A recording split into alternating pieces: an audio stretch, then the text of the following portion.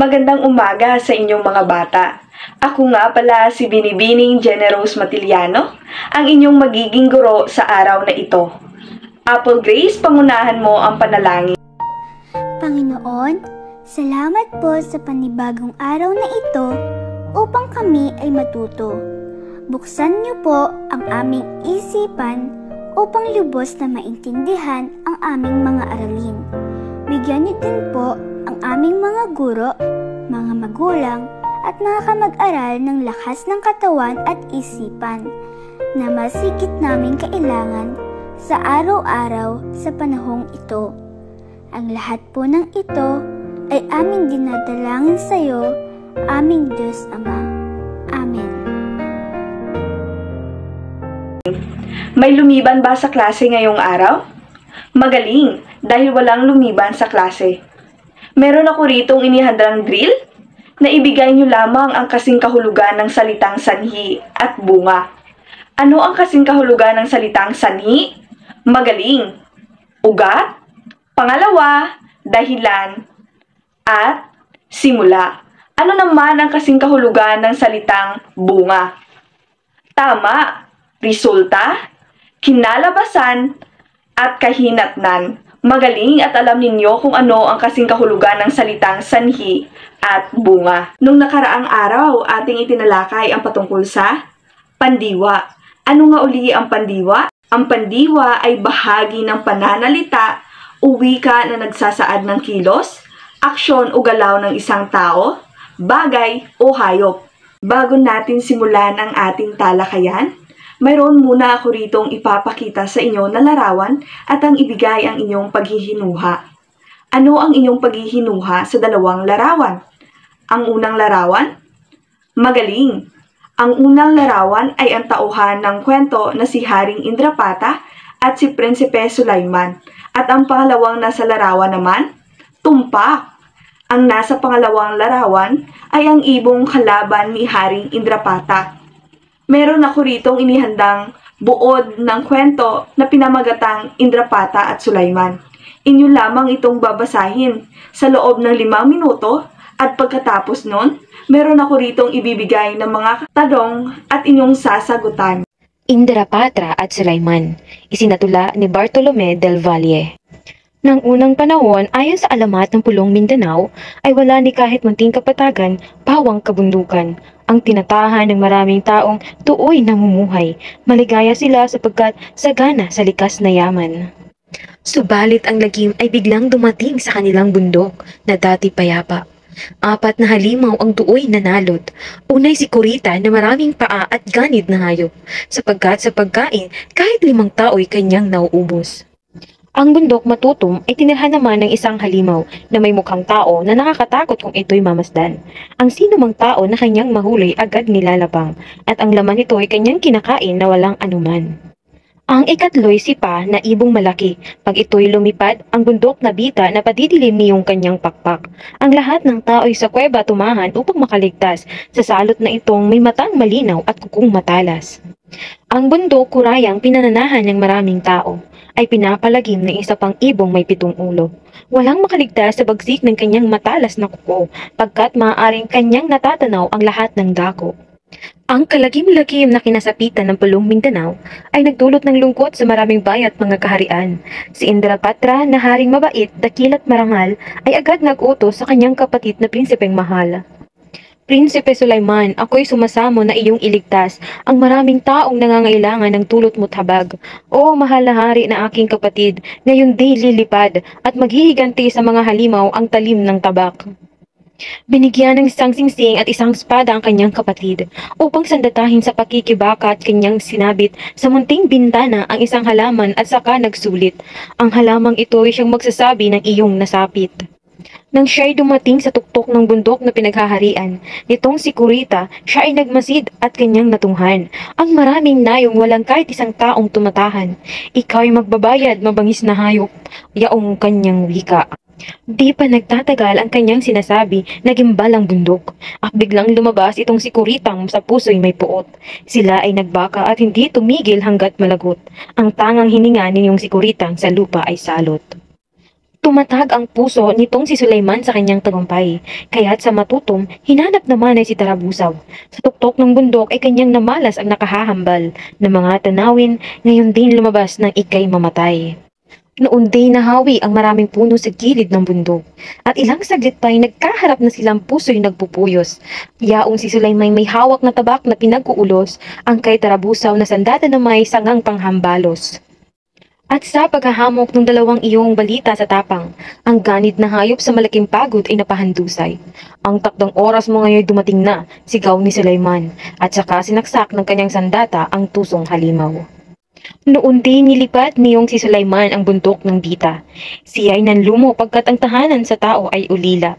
Ilang sandal pa'y biglang nagdilim gayong maaga pa, at kanyang natantong ang kalabang ibon ay dumating na. Siya ay lumundag at kanyang tinaga ang pakpak ng ibon.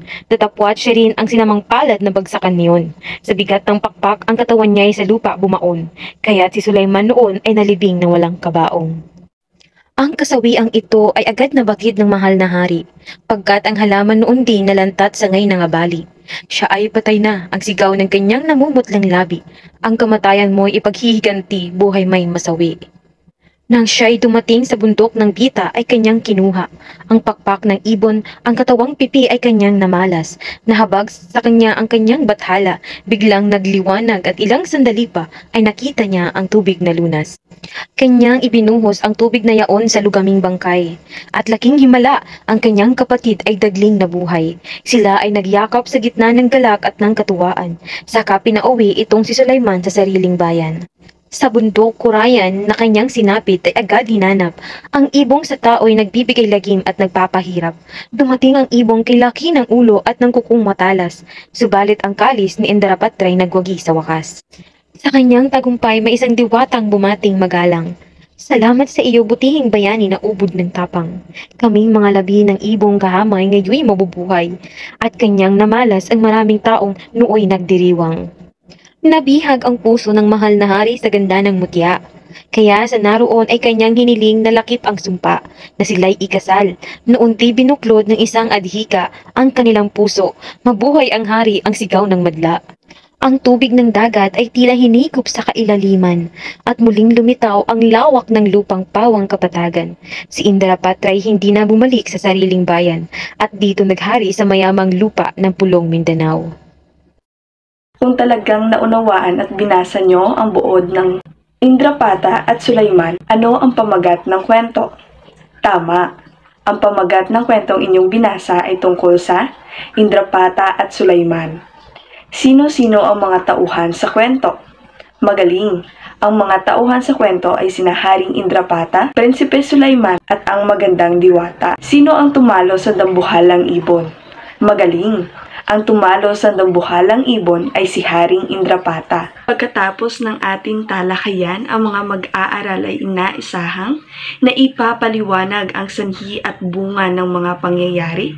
Nakabubuo ng isang pagpapaliwanag sa mga posibleng sanhi at bunga sa kasulukuyang pangyayari na naganap o nagaganap sa Mindanao. Ang sanhi ay ang tumutukoy sa pinagmulan o dahilan ng isang pangyayari. Ito ay nagsasaad ng mga kadahilanan ng mga pangyayari. Nagpapakita ng sanhi o dahilan ay sapagkat, dahil sa, palibhasa, kasi, naging. Ang bunga naman ay ang resulta ng kinalabasan o dulot ng pangyayari. Ito ang epekto ng kadahilanan ng pangyayari. Ang pag-ugnay na nagpapakita ng sanhi o dahilan, kaya naman dahil dito, bunga nito at tuloy. Ngunit hindi sa lahat ng pangungusap ay ginagamit ang pag-ugnay. Kailangan mo lamang maunawaan ito para matukoy ang sanhi at bunga. Magbibigay ako ng isang halimbawa. Halimbawa, lumaki ang eyebags ng bata dahil sa panonood ng K-drama. Ano ang naging sanhi? Ang naging sanhi ay, dahil sa panonood ng K-drama, ito ay gumagamit ng pang-abay na dahil sa. Ito ang naging sanhi dahil ito ang naging ugat ng isang pangyayari. Ano naman ang naging bunga? Magaling. Ang naging bunga ay lumaki ang eyebags ng bata dahil sa panonood ng K-drama. Ito ay naging bunga dahil sumagot ito sa tanong na ano. Ano ang nangyari sa bata? Lumaki ang kanyang eye bags. Pang-isahang gawain, sagutan mo ako. Panuto. Basahin at unawain ang mga pahayag, sagutin ang mga sumusunod na tanong at isulat ang titik ng tamang sagot sa iyong sagutang papel. Una, bakit pinauwi ni Haring Indrapata si Prinsipe Sulaiman sa Mantapuli? A. Dahil wala na itong halaga sa kanya. B. Dahil gusto niyang magpahinga. C. Dahil kagagaling lamang nito sa kamatayan. D. Dahil napagod siya sa paglalakad. Ang tamang sagot ay letter C. Dahil kagagaling lamang nito sa kamatayan. Pangalawa, ano kaya sa tingin mo ang naging dahilan ng madaling pagkahulog ng loob ng diwata kay Haring Indrapata? A. Matapang. B. Malusog. C. Mahinhin. D. Maputi. Ang tamang sagot ay letter A. Matapang. Ano kaya ang ginawa matapos matalo ang ibon? A. Hinanap niya ang taong naging dahilan upang matagpuan ang diwata. B. Nagpahinga siya ng 1 taon. C. Namasyal siya sa kagubatan upang makapagpahinga. D. Nagpasalamat siya sa mga magandang diwata. Ang tamang sagot ay letter D. Pang-apat, bakit sinabi ni Haring Indrapata na maari na silang lumabas sa kanilang pinagtataguan? A. Patay na ang mga halimaw at dambuhalang ibon. B. Manghuhuli pa sila ng maraming ibon. C. Pasalamatan nila ang mga taong tumulong sa kanila. D. Napagod sila ang magtago. Ang tamang sagot ay letter A. Patay na ang mga halimaw at dambuhalang ibon. At panghuli, ano ang kanyang ginawa matapos matalo ang ibon? A. Hinanap niya ang mga taong naging dahilan upang matagpuan ang diwata. B. Nagpahinga siya ng 1 taon. D. Namasyal siya sa kagubatan upang makapagpahinga. Letter D. Nagpasalamat siya sa magandang diwata. Ang tamang sagot ay letter C. Namasyal siya sa kagubatan upang makapagpahinga. Para sa pangkatang gawain, ang kunang pangkat ay magsasagawa ng fishbone. Panuto. Batay sa nabasang buod ng Indrapata at Sulaiman, suriin ang mga pahayag na nagsasaad ng mga sanhi at bunga. Isulat ang mga sanhi at bunga mula sa epekong nabasa sa iyong sagutang papel. Ang mga sanhi, nagtungo naman ang hari sa bundok ng Kurayan. Pangalawa, natagpuan ni Haring Indrapata ang ibon at sila ay naghamok. Para sa bunga, upang hanapin ang kinakatakutang ibon na may 7 ulo at matalas na mga kuko. Pangalawa, sa bunga, sa tulong ng kanyang inkantadong sibat, ay madali niyang napatay ang malaking ibon. Pangalawang pangkat, pagyamanin natin. Panuto, basahin at suriin ang mga pangungusap. Isulat ang sanhi kung ang sinalong guhitan ay naglalahad ng kadahilanan at bunga naman kung naglalahad ng kinalabasan. Isulat ang inyong sagot sa sagutang papel. Una, muling nagdiwang ang mamamayan sa bundok Kurayan dahil ikinasal si Haring Indrapata sa magandang diwata. Ang salitang sinalong guhitan ay muling nagdiwang ang mamamayan sa bundok Kurayan. Ang tamang sagot ay bunga. Pangalawa, masayang nabubuhay ang mga naninirahan sa Pulong Mindanao sapagkat sagana sila sa likas na yaman. Ang sinalong guhitang salita ay sapagkat sagana sila sa likas na yaman. Ang tamang sagot ay bunga. Pangatlo, dahil sa 4 na halimaw, ang dooy nanalot. Ang lagim ay biglang dumating sa kanilang bundok na dati payapa. Ang salitang nakasalungguhit ay dahil sa 4 na halimaw, ang dooy nanalot. Ang tamang sagot ay sanhi. Pang-4, namatay si Prinsipe Sulaiman, kaya naman hinagpis at kalungkutan ang nangingibabaw sa kaniya sinasakupan. Ang salitang may salungguhit ay namatay si Prinsipe Sulaiman. Ang tamang sagot ay sanhi. At ang panghuli, himalang nabuhay si Prinsipe Sulaiman kasi ibinuhos ni Haring Indrapata ang tubig na lunas sa bangkay nito Ang salitang sinalungguhitan ay kasi ibinuhos ni Haring Indrapata ang tubig na lunas sa bangkay nito. Ang tamang sagot ay bunga. Ano nga uli ang sanhi at bunga? At bakit kailangan pag-aralan ang sanhi at bunga? Ang sanhi ay tumutukoy sa pinagmulan o dahilan ng isang pangyayari. Ang bunga naman ay ang resulta o kinalabasan na dulot ng pangyayari. Ito ay ang epekto ng kadahilanan ng isang pangyayari. Bakit kailangan nating malaman ang sanhi at bunga? Magaling! Kailangan nating malaman ang sanhi at bunga upang malaman natin ang kadahilanan ng mga pangyayari, resulta, kinalabasan o dulot ng pangyayari. Ano ang aral na nais ipahiwatig ng sanhi at bunga sa totoong buhay?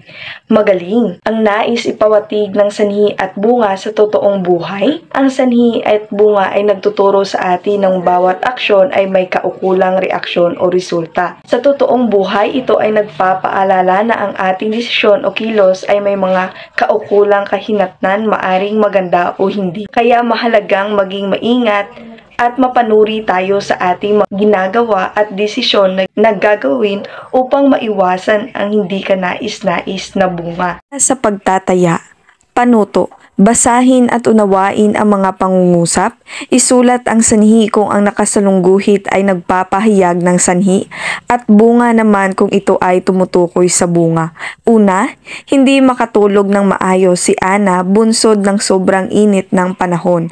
Ang salitang nakasalungguhit ay sobrang init ng panahon. Ang tamang sagot ay sanhi. Pangalawa, pumutok ang gulong ng kanyang bisikleta, kaya napatigil siya sa daan.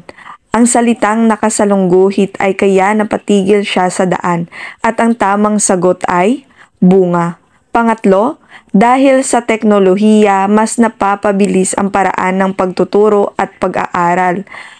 Ang salitang may salungguhit ay dahil sa teknolohiya at ang tamang sagot ay sanhi. Pang-apat, bawal lumabas ng classroom kasi nandyan pa ang guro natin. Ang salitang may salungguhit ay kasi nandyan pa ang guro natin. Ang tamang sagot ay sanhi. Panglima, saludo ang lahat ng mga frontliners dahil sa kanilang trabaho. Ang salitang may salungguhit ay saludo ang lahat sa mga frontliners. Ang tamang sagot ay bunga. Takdang aralin o assignment. Panuto, basahin ang Prinsipe Bantugan, Epiko ng Mindanao, ikatatlong salaysay ng Darangan. Magtala ng 5 sanhi at bunga na makikita sa Epiko ng Mindanao at isulat ang inyong sagot sa sagutang papel.